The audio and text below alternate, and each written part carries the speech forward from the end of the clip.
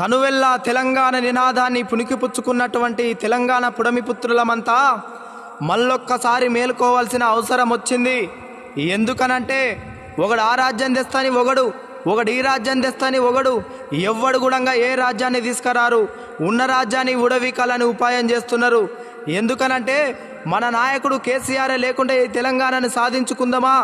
తెలంగాణ వచ్చిన తర్వాత కేసీఆర్ సార్ ముఖ్యమంత్రి అయిన తర్వాత తెలంగాణలో ఉన్న అన్ని నియోజకవర్గాలలో అందమైన రోడ్లు వచ్చినాయి, తాగనీకి మంచి నీళ్ళు వచ్చినాయి.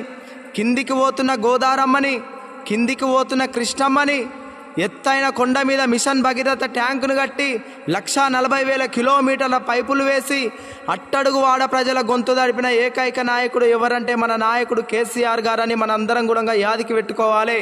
ఈ నెల 13వ తారీఖున జరగబోయే పార్లమెంటు ఎన్నికల్లో మన నాయకుడు నియమించిన అభ్యర్థులకు భారీ మెజార్టీనిచ్చి